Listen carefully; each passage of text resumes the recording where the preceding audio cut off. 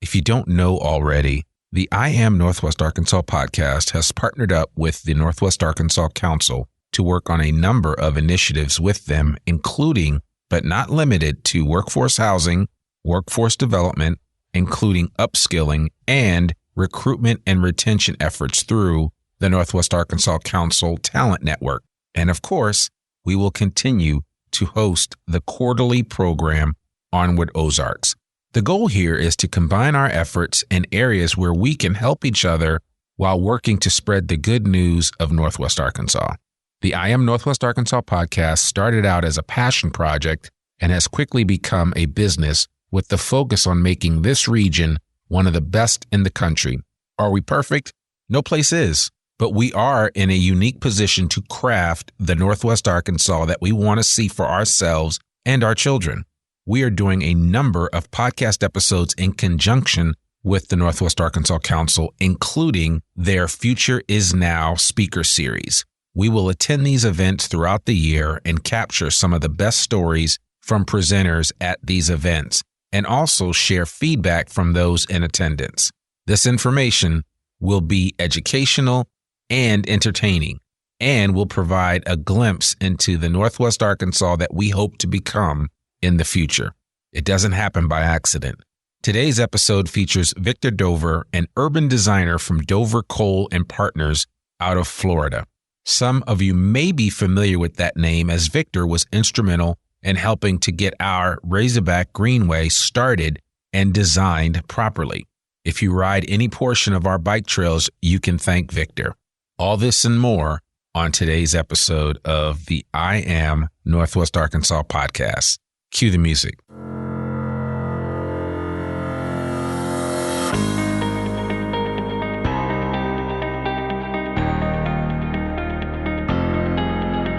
It's time for another episode of I Am Northwest Arkansas, the podcast covering the intersection of business, culture, entrepreneurship, and life in general here in the Ozarks. Whether you are considering a move to this area or trying to learn more about the place you call home, we've got something special for you. Here's our host, Randy Wilburn.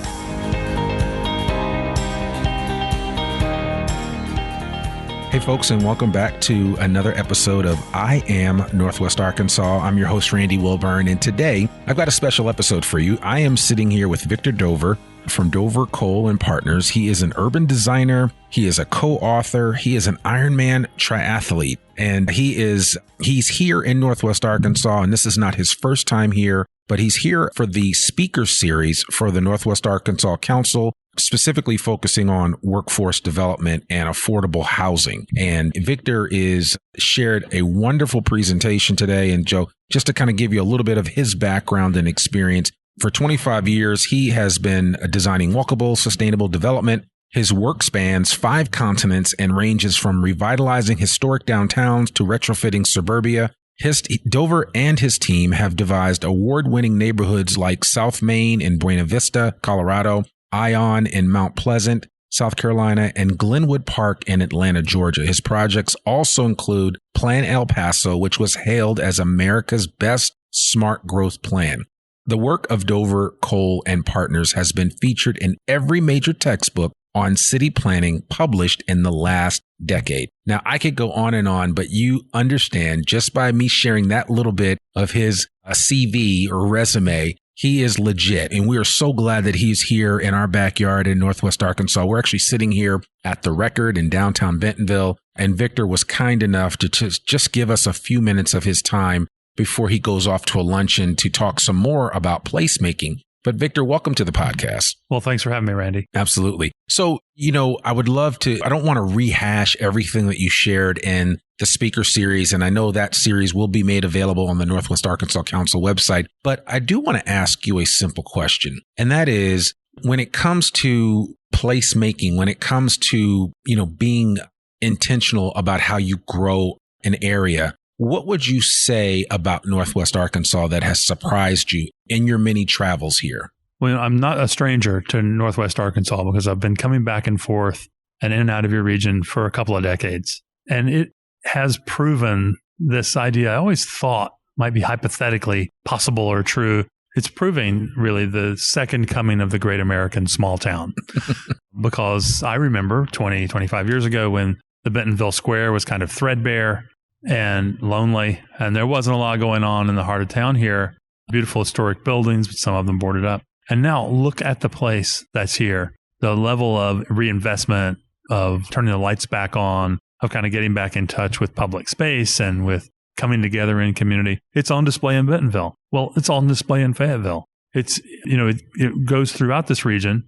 It's on display in downtown Siloam Springs. Yeah. And so in a way, in this period of incredible prosperity, what I would say to you in Northwest Arkansas is that the pressure's on a little bit because the whole country is watching you to see how you deal with that prosperity. What do you do with it? Yeah. And I think that you use the word placemaking. I think you are doing a better job than a lot of local folks might give themselves credit for. Sure. Of course, the bar must be raised. Yeah. And more must be done. But you're ahead of the curve on regulatory reform. You're having hard conversations about housing and transportation that other places in the Sun Belt are not even started having yet. And you've been working on them for a while. So you should take some encouragement from seeing the comeback of these cities. There's also the development at the edge, which has been largely forgettable. Sprawl development, a kind of thin gruel of asphalt and low flat buildings set far apart.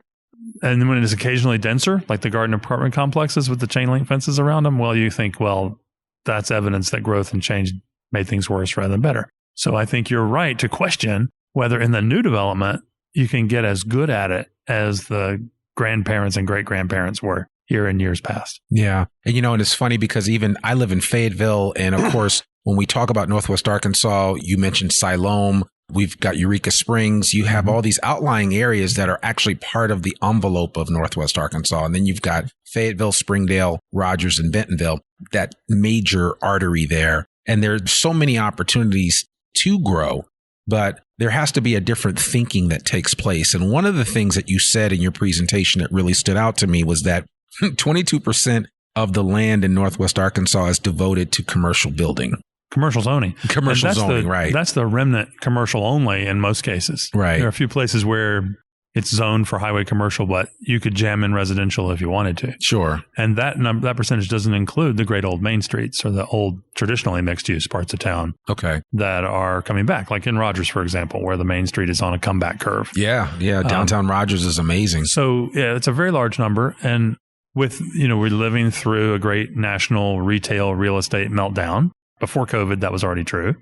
And then with the changing habits of not just where people work, but how they buy things, that will probably continue to put pressure on the owners of that land to think of more creative ways to use it. And so my message was, if you're trying to figure out, and you're scratching your heads trying to figure out where there's room to build to solve the housing problem, the answer is some of this land that's thought of as good for nothing but Taco Bell and the like could in fact be housing land. And that is a tall order because it requires on those corridors everyone to work together. You can't do it without the Department of Transportation and the Department of Public Works reconceiving the very idea of that street that those properties are along. No longer a highway for high-speed movement, but really a neighborhood, a part of a main neighborhood. And it has to be reimagined as a street you'd be willing to live near.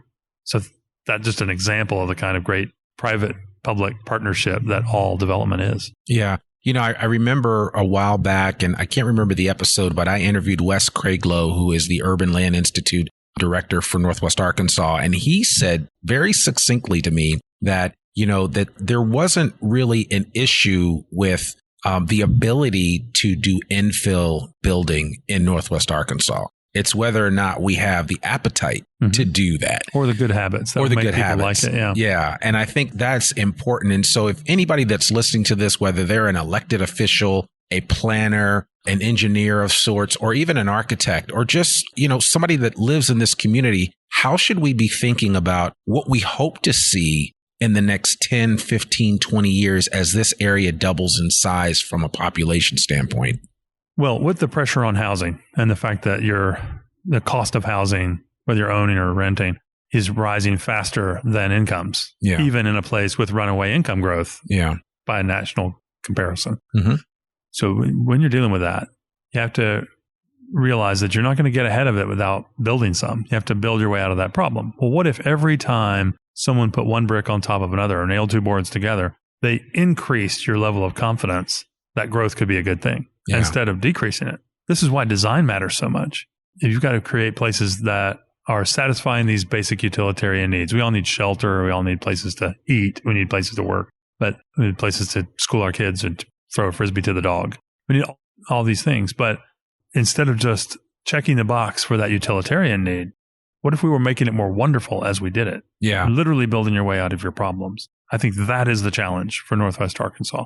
Of course, the appetite can be questioned for, living in a place that doesn't feel like a neighborhood. Right. Who wants to live in a bland apartment complex in the parking lot of the office park? No personality. Nobody wants to live there. So question, the consumer demand or appetite may not be the problem. First of all, we have a lot of really eager consumers who only have limited amount of money to spend and are looking for anything that's closer to work than where they are now. And they're coming here in such large numbers that the power of large numbers will mean if you build it, you can rent it, you can sell it. So that wasn't always true. Yeah. 100 years ago, apple orchards and not very many people around. And the place had to find these new late 20th century, early 21st century economic reasons for being. And it found them, partly because of the leadership of the Northwest Arkansas Council, who were clever about that. But the combination of factors means that you now know you have, on paper, a big statistical demand and a pretty wide tolerance. But the decisions about what to build on the land is often not made by the consumer. Yeah. It's made by the developer, the banker, the realtor, the seller, by the planning board, planning commission members, by the planning director, by elected officials from a zoning hearing. And it's all very abstract. You're not really talking to the person who's going to live in that neighborhood. Ultimately, when it's built up, you're talking to a middle people. Sure. So the appetite that really needs to be plumbed, I think, here is the willingness on the part of those investors, land developers, principal among them, but also the engineers and the architects and landscape architects that work with them, the real estate brokers. All those professionals have to relearn how to do it in order to build great, walkable, beautiful neighborhoods. Yeah. And when they do, there's usually a big win in it for them. And I think that's also why, the value of having you come here, because you've had experience in other areas of helping those individuals and those designers and builders in those respective communities wrap their heads around what it's going to take to reimagine these communities. I think it's important for us here in Northwest Arkansas to be willing to listen to people like you. And you said something that really stuck out to me, and it was right at the beginning of your presentation. You said there is room to build if you begin with design. And that may have been the title of this, but it's that whole concept of designing and thinking about what you want, right? I always think of like Napoleon Hill. He never said just grow rich. He said think and grow rich. And in this way, you're talking about, beginning with design first before you put everything else in the cart. Well, everybody in sales knows that you have to have a good story to tell. Yeah. And that story in real estate development is told with pictures. Yep. It's not told with statistics about how many square feet there are going to be, or how many parking spaces, or how many dwelling units, or how many bedrooms. It's told with what is this going to be like when it grows up. And so that idea, visualizing change before it occurs, is a design act. And it's literally visual. You have to make pictures of it, and you have to hold them up, whether it's a storyboard level kind of sketch on the back of a napkin or an elaborate computer visualization. You use those tools to hold them up and say, is this what you meant? Or would this fulfill our objectives? Because there's probably a comprehensive plan which says we want to preserve the small town, hometown feeling. We want to have quality open spaces. We want to have efficient transportation. How do you get those things? Yeah. And the way you get them is make a place that people really want to be. So that's a design act. So my message was that design is not something you can add in at the end after all the big decisions have been made by lawyers and engineers and bankers. You've got to get that design story on paper from the beginning. Yeah. Now, where that's been done, that's proven to be lucrative for the early adopters. And I'd point to the low country of South Carolina. The old towns were going to seed. There were some historic districts that, back in the days of historic preservation 1.0, let's say, they were beginning to fix up the old buildings. And there was this vague understanding that if you could get a new neighborhood that had the charm of the old neighborhood, people would probably like it. Yeah. But all the builders and developers and their entourage in finance or engineering or what have you were building the same old crap, indistinguishable from there in the low country from what they would see in Atlanta or Charlotte or somewhere else in their greater region. Well, once a developer built a new neighborhood the old ways with the front porches and conversation distance from the sidewalk and preserving the old oak trees and it had that charm, it was a runaway success. The next thing we know, he's on the cover of the Wall Street Journal. Wow. Old values generate astonishing returns was the headline. So what do you think happened next? Other developers copied that. Exactly. They said, well, that seemed to really work. Let's see how much more appetite there is. And as usual, once the consumers could see it, citizen buyers and renters of real estate preferred it. And that had a great upward impact on home values and resale values. And so I think that's kind of where we are right now in Northwest Arkansas, is that you're at the stage where the historic preservation 1.0 approach has proven itself. Yeah. Like here in Bentonville, it's so nice to see the old houses that have been fixed up and the new street trees that are being planted to replace the ones that have been lost and the square all fixed up. And you're not far from here on those sites, whether they're in Lowell or Johnson or Springdale or Rogers or Siloam. There's a lot of space to build. And people are wondering, what should I do here? And the answer is do the thing that makes it better rather than worse. And one that makes it a place where people want to be, and you will always win. Yeah. And you mentioned Bentonville, and obviously I kind of wish, hindsight's always 2020, but when I first moved here in 2013 or 2014, I could have easily bought something not far off the square here, but now it's kind of out of reach, right? And it's like, so how do we combat or deal with that as we move forward? Because that's just continuing to be the case. So now that there are a lot of homes that are right off the square in Bentonville that are out of reach, it's going to eventually potentially happen in downtown Rogers area. It will happen in Springdale at some point. You could argue it's happened in Fayetteville already. And it's already happened in Fayetteville.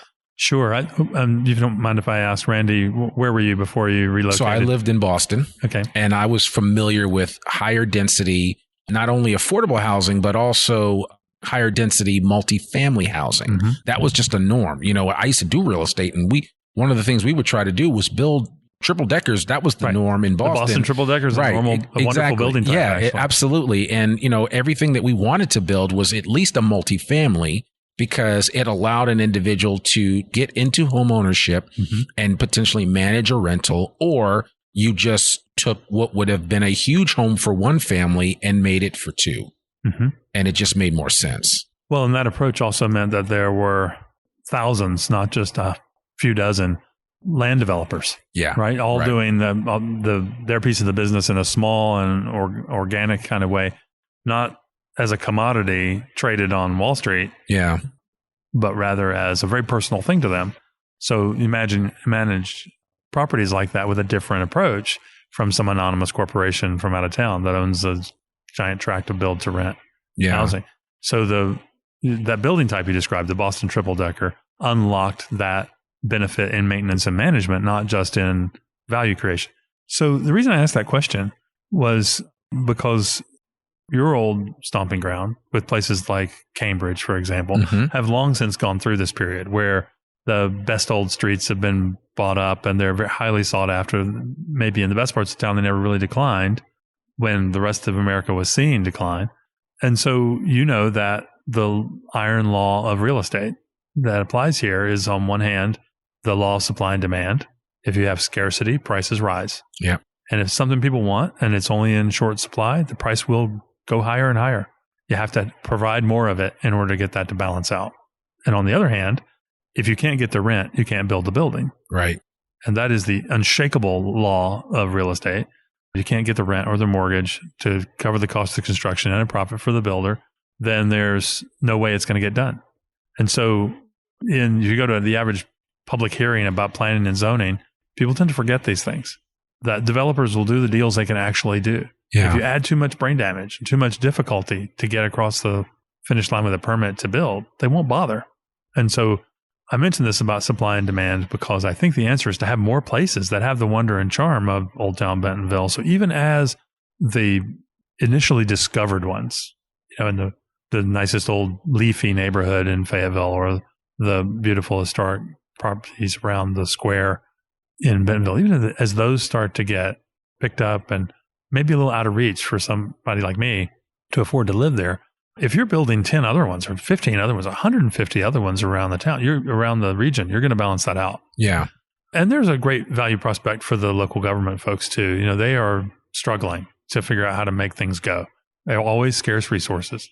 They want to have an awesome parks and recreation department. They want to have an awesome police department. They want to have quick first responders when there's a heart attack or a fire, and lots of other things you think of as municipal services. What pays for that are real estate taxes and sales taxes. So you've basically got to generate that economic activity. You got to create value so the ad valorem taxes can be collected on property. And you've got to make cash registers ring in order to make the wheels turn. And so if I'm the manager of the city or the mayor, and I'm trying to figure out how we're going to put a new roof on City Hall when we need to do that, or how I'm going to, if I'm the school superintendent, trying to figure out how to get new tires on the school bus, or the parks director trying to figure out how to upgrade the play equipment, or any of the other things, myriad things that we think of, health department, just go on down the line. I need some spikes in value that are created by success, and nothing succeeds like success. So if you go back to my low country example or the Boston example, you know, people saw what worked, and then regular thinking people did more of it. And that's what you need here. Yeah. It's like wash, rinse, and repeat. You know, when you find a recipe that works, continue to do it, right? And that's part of the reimagining process, I think, that we're hoping for here in this area in Northwest Arkansas. But there is a challenge.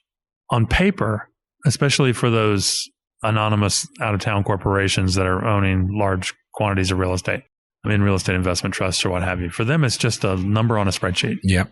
Okay. So they have found a formula for cheap, flimsy, mean-spirited looking housing that you can pump out with big economies of scale. Yeah. That's the garden apartment complex with the chain link fence around it. Sure. And the ugly retention pond. And, you know, what have you, that is stormwater management and not much else. Yeah. No great placemaking quality to it. They have figured out that in a place with such deep market demand, they can build really cheap, terrible things and still somehow turn a profit on it. Right. Until they hit the wall. And the wall is community outrage. You know, if you're going to need to grow for the next 10,000, 50,000, 100,000 people that are coming to Northwest Arkansas, you're going to need to win the confidence of the voting public. So they elect people who are comfortable saying yes to the regulations that will allow people to build, or saying yes to the proposed new development. And when you disappoint them with development after development, you will hit the wall. And so there is a risk here that the kind of business-friendly, open for business attitude that has long characterized this region could come to a screeching halt because all the confidence in growth and change erodes so much. And people will remember that great old cornfield or cow pasture that they saw turn into a bunch of asphalt and they hate it. And they'll remember how there wasn't very much traffic on the road they need to use. And now there's a ton of traffic, and they think this is growth, this is change, and they will turn against it. So I think if the industry folks are listening, the thing to do here is start building really, really well, places people actually love. Yeah. And they'll love you for it. Absolutely. You know, and it's almost like, I mean, I don't want it to reduce it to simply a field of dreams, right? If you build it, they will come. But I think what I hear you saying is that if there is some real thought put into the process of placemaking, of building out an area like Northwest Arkansas, the resultant benefit, the upside is tremendous. Without a doubt. I'm thinking about, and I mentioned this in my talk, I'm thinking about communities which 100 years ago were absolutely at the top of their game. They were the communities everybody wanted to move to. They were the towns that had economic engines that seemed to just churn cash with no end. And of course, I'm describing places like Buffalo, New York, and Rochester, New York, Pittsburgh. But the leaders in those places took those periods of unbelievable, unprecedented prosperity, and they channeled them into amazing, long-lasting gifts to the future.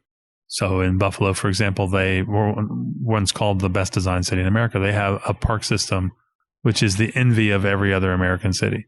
That was a bonus from that period of prosperity 100 years ago. And so you look at the fine old streetcar served neighborhoods in a place like Rochester. There's big, beautiful oak trees. Somebody had to plant those trees. Sure. And they did that during their period on top. So and it's way more than that. You go all the way through that period of American settlement, whether it's out west or down south or in the Northeast, and you will see that they did things like build beautiful civic buildings, a post office you can be proud of to have as a neighbor in your neighborhood. Yeah. A church that's not just a church, that's a basilica, opera houses. And those are long-lasting gifts. So even though the towns I mentioned are not on top anymore, although they're all ascendant, by the way, they're all coming back fast. Amazing to watch. They used their periods of prosperity to leave behind legacy things that are the great good fortune of the people who live there now. Yeah. And so you have to think, well, maybe this period of prosperity that Northwest Arkansas is enjoying will have 100 years or maybe it'll never end. But after a generation or two or three of this have passed, you want to be able to look back and say, look what we got out of it.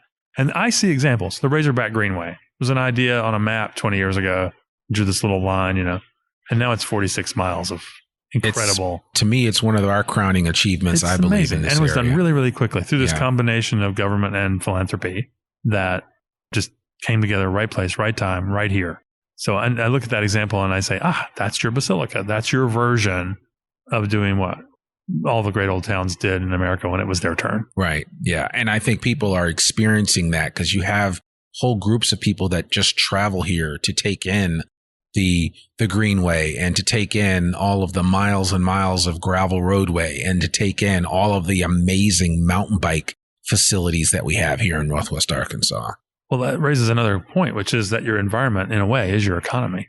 Those folks who are getting transferred here because, the Northwest Arkansas Council said you got to do it. Exactly. Right? Yeah.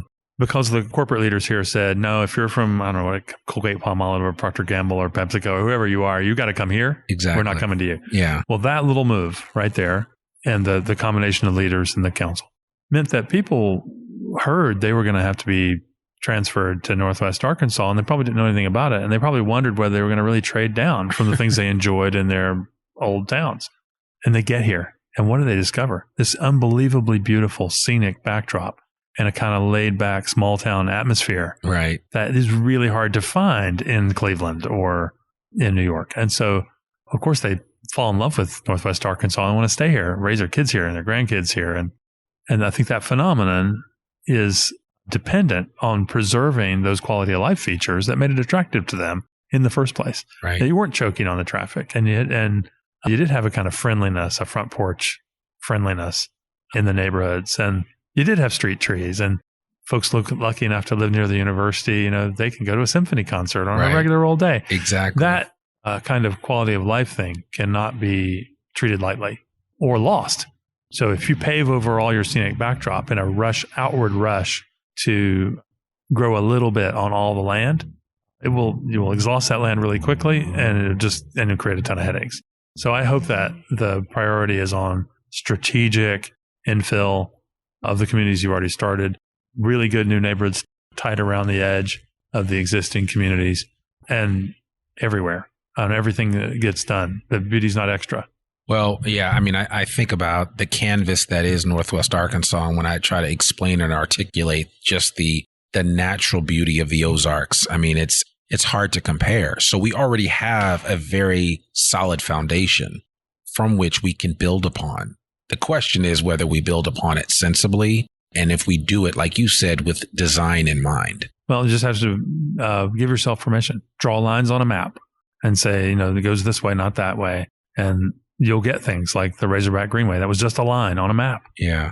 But you have to have the courage to work up the courage to demand for yourself good things.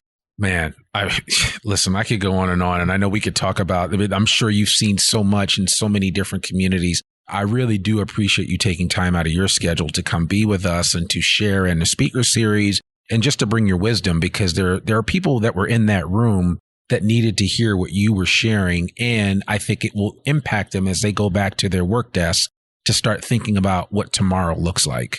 Thanks, Randy. Yeah, thank you so much. Victor Dover from Dover Cole and Partners, the ultimate urban designer. He's also a co-author of a book on street design. We'll put all of that in the show notes so you can connect with Victor. He's got a great YouTube page. He's got some great videos, and I mean, this guy is legitimate. So I want to encourage anyone that's listening to this that needs a little bit more encouragement as you go out to try to figure out what Northwest Arkansas is going to look like in the future. Here is an individual that you can at least lean on for understanding and to gain some insight as you take a journey to create Northwest Arkansas and the image that you hope that it can be. So thank you so much. Thanks, Randy. Absolutely. Well, folks, there you have it. Another episode of the I Am Northwest Arkansas podcast. We're so excited to feature this speaker series with the Northwest Arkansas Council. We will do more of these, and I will do some live shots when we do these events. And because the council is a sponsor of the podcast, we really appreciate just the ability to kind of share what is coming next. And that's what it's all about. And so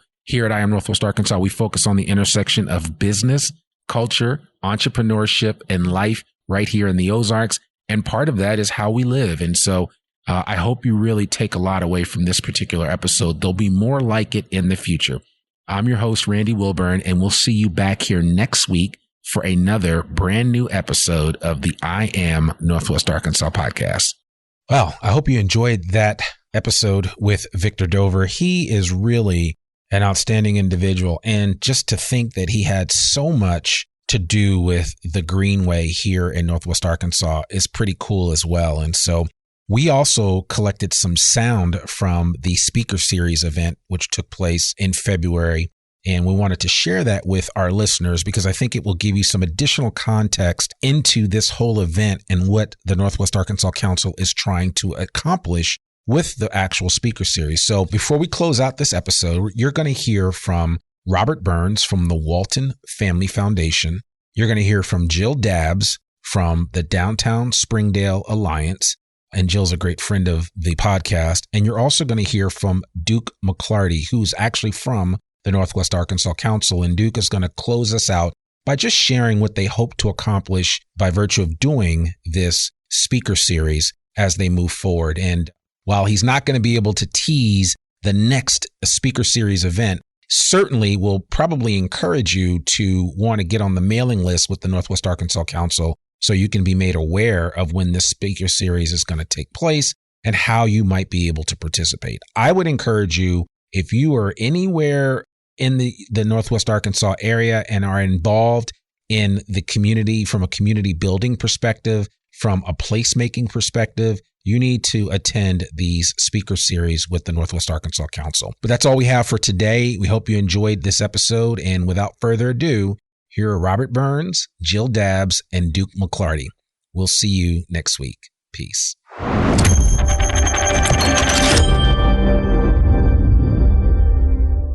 Robert, what was your thought of this speaker series? This is the first event, and they brought in a powerhouse like Victor Dover. What did the information shared today mean to you? To spread what the need is around the region related to workforce housing and to give new ideas that you borrow from other areas, and having an expert come to town that's going to be part of a speaker series is fantastic.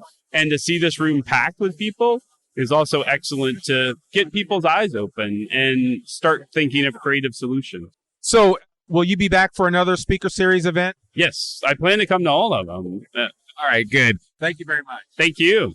Just give your name. Jill Dabbs. All right. Jill, thank you so much for stopping and to talk with us. What were your thoughts of the speaker series and what was shared today by Victor Dover in terms of placemaking and what needs to happen from a regional perspective for us to grow Northwest Arkansas intelligently? Always like what Victor has to say about building community. He just is very intuitive, I think, as to what communities need.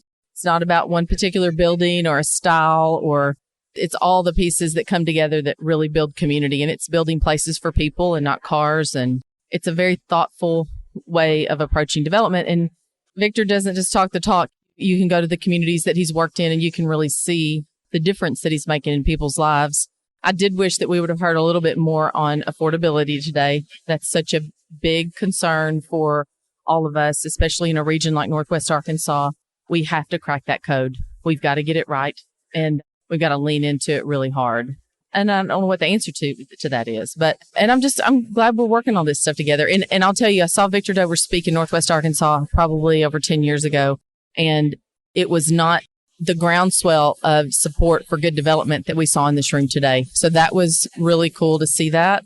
And it's good to know that people like Victor Dover are working on projects in Northwest Arkansas. Yeah, I mean, there is a lot of new growth that's happening even in your area in Springdale. And so I think it's just exciting that this conversation's happening and more people are involved and at the table, as they say. Oh, absolutely. And it's going to require that all of us be at the table to figure this out and do it as well as we can. Absolutely. I'm sure you'll be a part of that. And Jill Dabbs from Downtown Springdale Alliance, thank you so much for sharing with us. Thank you for always being here. Duke, well, thank you so much for putting on this event for the speaker series. It's the first event that we've had to do here in Northwest Arkansas in 2023. You brought in a powerhouse in Victor Dover. Did this meet your expectations or hopes? It met and exceeded. I think Victor really highlighted what's the next step in our growth in Northwest Arkansas. He touched on a wide range of topics regarding community engagement, but really focused on the design. And I think that is really going to be a key component in the next iteration of Northwest Arkansas, and design paired with the density that will allow for those projects to hit a certain income on the back end with that resident. So yeah, he touched on everything I think he needed to cover, and it was great to have him here. So listen, can you give us kind of a teaser of what we can expect for the future events in the speaker series? Sure. They're still in development, but I think one that is going to speak maybe with a little more detail of the role our municipalities and our cities play is in the works. We're thinking very intently on one that will focus on community engagement. So really advising our community members on like how they can participate in this process, kind of where are the points, where are the opportunities for them to influence the next iteration of Northwest Arkansas. And then the others are still in development. So that's great. I mean, look for more. So what you're saying is it's going to take a village for us to pull this area that we call Northwest Arkansas together. And Randy, that's something that I was really encouraged by today. It wasn't just the real estate community in the room. It was, community members. There were business leaders. There were philanthropic leaders. They were all there receiving the same message. And I think that's just the step we need to take to further engage, greater reach, I guess, in our community to get this right. Perfect. Well, thank you so much, Duke. I appreciate that. And we look forward to seeing you at the next event. Thank you. We hope you enjoyed this episode of I Am Northwest Arkansas. Check us out each and every week, available anywhere that great podcasts can be found. For show notes or more information on becoming a guest, visit IamNorthwestArkansas.com. We'll see you next week on I Am Northwest Arkansas.